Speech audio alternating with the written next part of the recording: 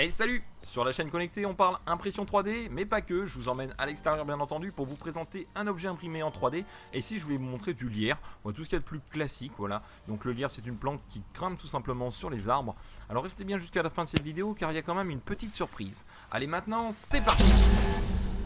Hey salut ami maker, j'espère que tu vas bien. On se retrouve donc dans cette forêt. Je voulais vous faire un petit aperçu de ce qui vous attend à la fin de cette vidéo. Et oui regardez, c'est du lierre mais en version XXL. Allez maintenant je vous emmène au bord de ce ruisseau tout simplement pour vous présenter cet objet qui a été imprimé grâce à mon imprimante 3D. Voilà un objet vraiment utile qui pourra vous servir au quotidien, un porte-clés sous la forme d'un couteau, une espèce de couteau suisse en version clé. Donc ici il est imprimé avec deux PLA, un PLA donc de couleur blanche, c'est tout simplement du PLA phosphorescent et un PLA violet, voilà donc de diamètre 1,75. Ici on peut voir que vous avez ici à droite donc au total 4 clés et à gauche 1, 2, 3 et 4 clés aussi, donc un total de 8 clés. Vous pouvez bien entendu augmenter ou réduire la capacité tout simplement de ce couteau en fonction de la hauteur de vos vis.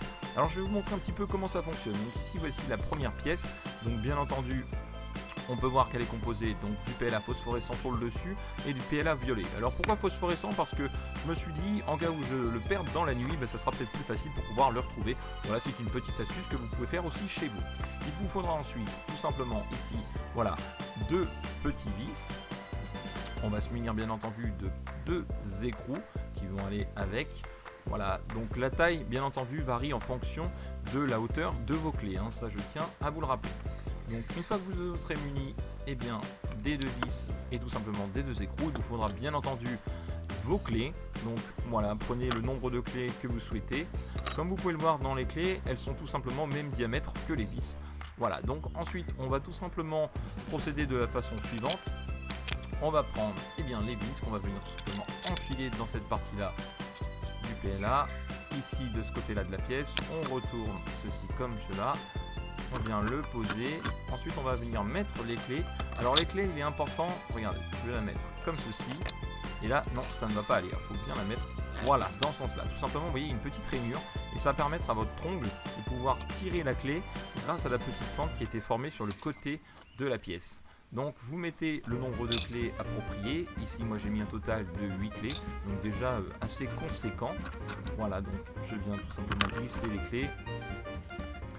Bien entendu, il faut en mettre le même nombre de chaque côté, sinon ça sera bancal. Voilà, ça tombe un petit peu sous le sens.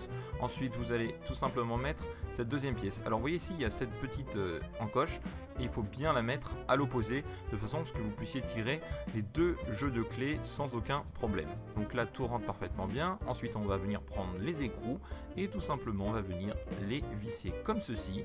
Voilà, donc on commence de les visser légèrement. Celui de gauche. Voilà, parfait. Une fois que vous avez réalisé ceci, vous serrez bien des deux côtés. On va venir se munir d'un petit tournevis et on va serrer, voilà, de façon à ce que ça tienne bien.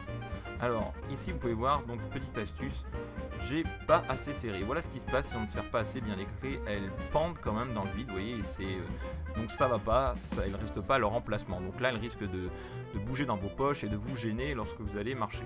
Il faut venir tout simplement resserrer et ajuster de telle manière que quand vous bougez, vous voyez ici, elles ne bougent plus. Donc là, elles sont vraiment rigides et on peut vraiment voir que là, il n'y a aucun souci. Donc là, quand vous allez les fermer, elles ne pencheront plus et donc il n'y aura plus de soucis dans vos poches. Là, c'est OK. Voilà, ensuite, regardez, un petit test en réel. Ici, on va ouvrir tout simplement cette petite boîte. Et voilà, ça fonctionne. Donc vous voyez, c'est fonctionnel. Il n'y a aucun souci de ce niveau-là. Donc là, c'est parfaitement fonctionnel et très pratique. Donc il suffit ensuite de replier. Et le tour est joué. Et voilà, on se retrouve donc devant cet arbre avec ce magnifique tronc de lierre. Regardez la taille de ce lierre, c'est vraiment exceptionnel. C'est ça aussi la chaîne connectée, vous faire découvrir des choses insolites. Voilà, donc ici vous pouvez voir vraiment un lierre qui fait entre 15 et 18 cm de diamètre. Donc je pense qu'il est très très vieux. Vous allez voir par rapport au porte-clés couteau. Regardez, ici on peut voir, donc c'est assez impressionnant.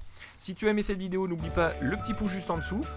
Si tu n'es pas encore abonné à ma chaîne, n'hésite pas à t'abonner, ça te permettra de faire partie de notre grande famille que sont les makers. Et n'oublie pas qu'on se retrouve chaque vendredi à 21h30 pour le live où je parle tout simplement impression 3D avec certains de mes abonnés.